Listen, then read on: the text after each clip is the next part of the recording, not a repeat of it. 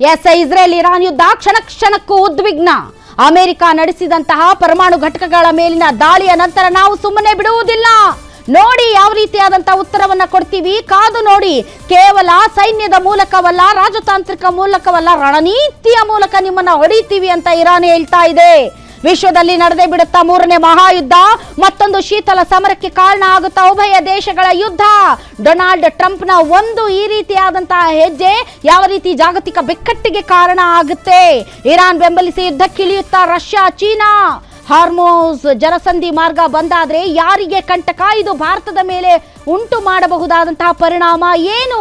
ಆರ್ಥಿಕ ಸಂಕಷ್ಟ ಫಿಕ್ಸಾ?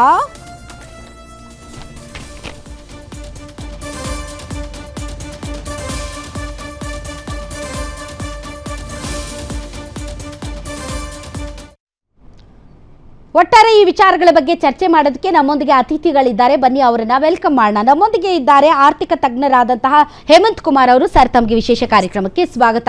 ಇದೀಗ ತಾನೇ ಇಸ್ರೇಲ್ ಇಂದ ಸೇಫ್ ಆಗಿ ಲ್ಯಾಂಡ್ ಆಗಿದ್ದಾರೆ ನಮ್ಮ ನಟರಾಜ್ ಗೌಡರು, ಕಾಂಗ್ರೆಸ್ನ ವಕ್ತಾರರು. ಸರ್, ತಮಗೂ ಕೂಡ ವಿಶೇಷ ಕಾರ್ಯಕ್ರಮಕ್ಕೆ ಸ್ವಾಗತ. ಅದೇ ರೀತಿ ಡಿಫೆನ್ಸ್ ಎಕ್ಸ್ಪರ್ಟ್ ಆದಂತಹ ಗಿರೀಶ್ ಲಿಂಗಣ್ಣ ಸರ್ ನಮ್ಮೊಂದಿಗೆ ಜಾಯಿನ್ ಆಗಿದ್ದಾರೆ. ಸರ್, ತಮಗೂ ಕೂಡ ವಿಶೇಷ ಕಾರ್ಯಕ್ರಮಕ್ಕೆ ಸ್ವಾಗತ. ಮೊದಲನೇದಾಗಿ ಗಿರೀಶ್ ಲಿಂಗಣ್ಣ ಸರ್, ತಮ್ಮಿಂದನೇ ನಾ ಈ ಕಾರ್ಯಕ್ರಮವನ್ನು ಆರಂಭಿಸೋದಕ್ಕೆ ಇಷ್ಟಪಡ್ತೀನಿ. ಈಗ ಯುದ್ಧದ ಪರಿಣಾಮ ಏನು, ಅದೆಲ್ಲ ವಿಚಾರಗಳ ಬಗ್ಗೆ ನಾವು ಆಮೇಲೆ ಡಿಸ್ಕಸ್ ಮಾಡೋಣ. ಬಟ್ ಈ ಇರಾನ್ ಮೇಲೆ ನಡೆದಂತಹ ದಾಳಿ ಮತ್ತು ಇರಾನ್ ಮೇಲೆ ನಡೆಸಿದಂತಹ ಈ ಒಂದು ಬಾಂಬ್ ಏನಿದೆ, ಅಮೆರಿಕಾದ B2 ಸ್ಟೆಲ್ತ್ ಬಾಂಬ್ ಅಂತ ಏನು ಹೇಳ್ತಾರೆ, ಅದ್ರ ಬಗ್ಗೆ ತುಂಬಾ ಚರ್ಚೆ ಆಗ್ತಾ ಇದೆ. ಸರ್, ಏನ್ ಸರ್ ಅದು ಅಮೆರಿಕ ಹತ್ರ ಅಷ್ಟೇ ಇರೋದ? ಅದು ಇದು GBU 57 ಅಂತ ಈ ಬಾಂಬು. ಇದರ ವೆಯ್ಟ್ ಅಂದಾಜು 13.5 ಟನ್ ಇದೆ. 13.6 ಟನ್ ಅಂದರೆ 13,600 kg. ಮುಂದ್ಗಡೆ ಆ ಸಿಡಿ ತಲೆ ಬಂದು 2,600 kg ಇರುತ್ತೆ. ಅದು ಒಂದು 50,000 ಹೈಟಿಂದ ಹಾಕಿದಾಗ ಏನಾಗುತ್ತೆ ಅಂದರೆ ಅದು ಬಂದು ಆ ಪಾಯಿಂಟಿಗೆ ಕರೆಕ್ಟಾಗಿ ಹೊಡೆಯುತ್ತೆ. ವರ್ಟಿಕಲ್ ಆಗಿ ಬಂದು ಬೀಳುತ್ತೆ. ಅಂದರೆ ಹಾರಿಜಾಂಟಲ್ ಆಗಿ ಬೀಳಲ್ಲ, ವರ್ಟಿಕಲ್ ಆಗಿ ಬೀಳುತ್ತೆ. ವರ್ಟಿಕಲ್ ಆಗಿ ಬಿದ್ದು ಏನು ಮಾಡುತ್ತೆ ಅಂದರೆ ಒಂದು 60-70 ಅಡಿಗೆ ಹೋಗಿ ಬ್ಲಾಸ್ಟ್ ಆಗುತ್ತೆ. ಕೇವಲ 60-70 ಅಡಿ, 200 ಅಡಿ 300 ಅಡಿ ಒಳಕ್ಕೆ ಹೋಗುತ್ತೆ ಅಂತ. ಅದು ಡಿಪೆಂಡ್ ಅಪಾನ್ ದ ಟೋಪೋಗ್ರಾಫಿ, ಕಲ್ಲು ಅದೆಲ್ಲ ತುಂಬಾನೇ ಅದ್ರ ಮೇಲೆ ಡಿಪೆಂಡ್ ಆಗುತ್ತೆ. ಯೂಶಲಿ ಅದು ಕಲ್ಲುಗಳ ಒಳಗಡೆ ಇರುವಂತಹ 200 ಮೀಟರ್ ಒಳಗಿನ ಈ ಬಂಕರ್ ಅನ್ನ ಪೆನೆಟ್ರೇಟ್ ಮಾಡಿದೆ ಅಂತ ಹೇಳ್ತಾರೆ. 300 ಅಡಿ ಅದು ಆಕ್ಚುಲಿ ಇರೋದು 300 ಅಡಿ ಅಲ್ಲ, ಅದಿದ್ದಿದ್ 300 ಅಡಿ ಒಳಗೆ. ಬಟ್ ಇದರ ಕೆಪಾಸಿಟಿ ಇದ್ದಿದ್ದು 200 ಅಡಿ. ಸೊ ಇದು ಒಂದೇ ಸಲ 200 ಅಡಿ ಹೋಗಕ್ ಆಗಲ್ಲ. ಸೊ ಇದೇನ್ ಮಾಡುತ್ತೆ ಅಂದ್ರೆ ಫಸ್ಟ್ ಆ ಪಾಯಿಂಟ್ ಹೊಡಿತಾರೆ, ಎಷ್ಟೋ ಒಂದು ಡೆಪ್ತ್ ಬ್ಲಾಸ್ಟ್ ಆಗುತ್ತೆ, ಮತ್ತೆ ಇನ್ನೊಂದು ಹೊಡಿತಾರೆ. ಆ ತರ ಹೊಡೆದು 300 ಅಡಿಗೆ ಬಂದಿದ್ದಾರೆ. ಸೊ ಹೋಲ್ ಆಗುತ್ತಲ್ಲ, ಸೊ ಹೋಲ್ ಆಗ್ತಾ ಆಗ್ತಾ ಆಗ್ತಾ ಅದನ್ನ ಯೂಸ್ ಮಾಡ್ತಾರೆ. ಸೊ ಯೂಶಲಿ ಈ ರಷ್ಯಾನು ಮಾಡಿದ್ರು ಹಿಂದೆ, ಫಾದರ್ ಆಫ್ ಬಾಂಬ್ಸ್ ಅಂತ. ಅವ್ರದ್ದು ಬರೀ 25 ಅಡಿ ಹೋಗ್ತಿತ್ತು. ಇವರು ಮದರ್ ಆಫ್ ಬಾಂಬ್ಸ್ ಅಂತ ಮಾಡಿದ್ರು ಬಿಗಿನಿಂಗ್ ಅಲ್ಲಿ, ಅದು 25-30 ಅಡಿ ಹೋಗ್ತಿತ್ತು.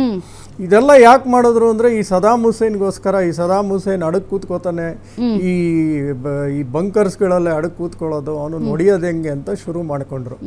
ಆಮೇಲೆ ತಾಲಿಬಾನ್ ರೆಜಿಮ್ ಸ್ಟಾರ್ಟ್ ಆಯ್ತು. ಅವ್ರದ್ದು ಅದೇ ತಾನೆ, ಎಲ್ಲ ಈ ಬೆಟ್ಟ ಗುಡ್ಡಗಳಲ್ಲಿ ಬಂಕರ್ಗಳಲ್ಲಿ ಅಡಕ್ ಕೂತ್ಕೋತಾ ಇದ್ರು. ಅದಕ್ಕೋಸ್ಕರ ಈ ಬಾಂಬ್ನ ತಯಾರಿಸಿದ್ರು.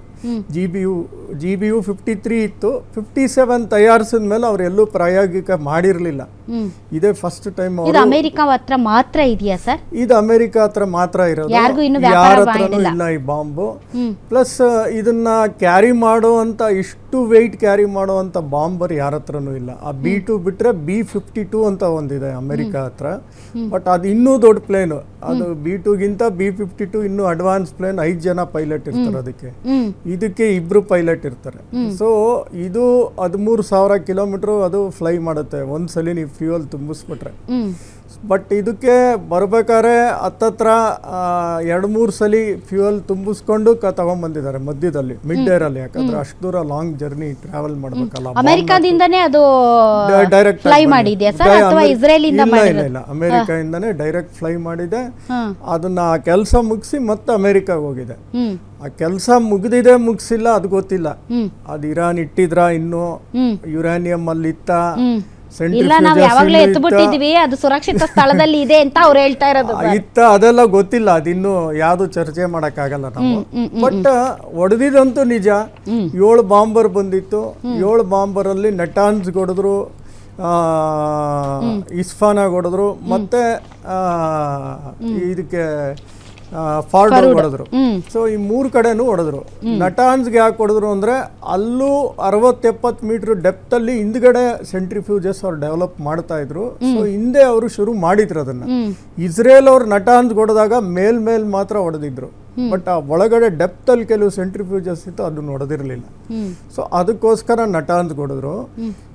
ಇಪ್ಸಾನಲ್ಲಿ ಯಾಕೆ ಹೊಡೆದ್ರು ಅಂದರೆ ಅಲ್ಲಿ ರಿಯಾಕ್ಟರ್ಸ್ ಇತ್ತು, ಮತ್ತು ಬಾಂಬ್ ಮಾಡುವಂಥ ಒಂದು ಕೆಪಾಸಿಟಿ ಅವ್ರ ಹತ್ರ ಇತ್ತು.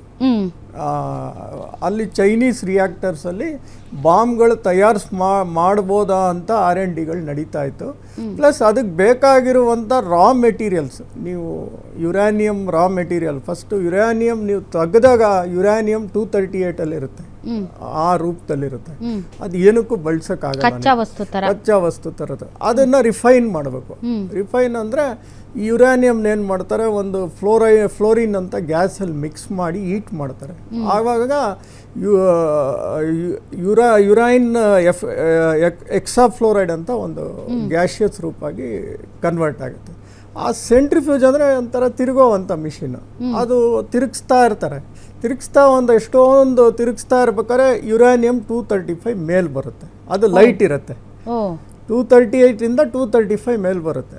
ಅದನ್ನೇ ಯುರೇನಿಯಂ ಎನ್ರಿಚ್ಮೆಂಟ್ ಅಂತ. ನೀವು ಅದು 5% ಅಷ್ಟು ಮೇಲ್ ಬಂದ್ರೆ ಅದನ್ನ ನೀವು ಇದಕ್ಕೆ ಉಪಯೋಗಿಸ್ಕೋಬಹುದು, ಪವರ್ ಜನರೇಷನ್ ಅದಕ್ಕೆಲ್ಲ. 20%ಗಿಂತ ಮೇಲ್ ಬಂದ್ರೆ it is always called as I enriched uranium ಅಂತ. ಅಂದ್ರೆ 20% ಇಂದನೂ ನೀವು ಬಾಂಬ್ ತಯಾರಿಸೋಕೆ ಶುರು ಮಾಡ್ಬೋದು. 20% ಇದ್ರೆ 600 kg ಬೇಕಾಗುತ್ತೆ. 60% ಇದ್ರೆ ಒಂದು 35 kg ಬೇಕಾಗುತ್ತೆ. 90% ಇದ್ರೆ ಬರೀ 25 kg ಬೇಕಾಗುತ್ತೆ. ಅದೇ ಪ್ಲುಟೋನಿಯಂ ಏನಾದ್ರು ಯೂಸ್ ಮಾಡಿದ್ರೆ ಆ ಬೈ ಪ್ರಾಡಕ್ಟ್, ಅದು ನ್ಯೂಕ್ಲಿಯರ್ ರಿಯಾಕ್ಟರಲ್ಲಿ ಜನರೇಟ್ ಆಗುತ್ತೆ. ಪ್ಲುಟೋನಿಯಂ ಇದ್ರೆ ಬರೀ 10 kg ನ್ಯೂಕ್ಲಿಯರ್ ಬಾಂಬ್ ತಯಾರಾಗುತ್ತೆ. ಸೊ ಯಾವ ತರ ಎನ್ರಿಚ್ಮೆಂಟ್ ಆಗಿರುತ್ತೋ ಅದ್ರ ಮೇಲೆ ಬಾಂಬ್ ತಯಾರಾಗುತ್ತೆ. ಏನಾಯ್ತು, ಇವ್ರ ಹತ್ರ 60% ರೆಡಿ ಇದೆ. ಆಗ್ಲೇ 410 kg 60% ರೆಡಿ ಇದೆ. ಇದರಿಂದ 10 ಬಾಂಬ್ ತಯಾರಿ ಮಾಡ್ಬೋದು ಅಂತ. 60% ಇದ್ರೆ ಹತ್ತತ್ರ 35 kg ಸಾಕು ಒಂದೊಂದು ಬಾಂಬ್ ತಯಾರು ಮಾಡೋಕ್ಕೆ. ಸೊ ಈ ತರ ಬಾಂಬ್ ತಯಾರು ಮಾಡಿಬಿಡ್ತಾರೆ ಅನ್ನೋ ಒಂದು ಭಯ ಅವ್ರಿಗೆ. ಸೊ ಅದನ್ನ ಡಿಸ್ಟ್ರಾಯ್ ಮಾಡಲೇಬೇಕು, ಆ ಪ್ಲಾಂಟ್ನ ಡಿಸ್ಟ್ರಾಯ್ ಮಾಡಬೇಕು ಅಂತ 33 ವರ್ಷದಿಂದನೂ ಗಲಾಟೆ ಮಾಡ್ಕೊಂಬಂದ್ರು. ಇವ್ರ ಹತ್ರ ಇದೆ ಅಂತ.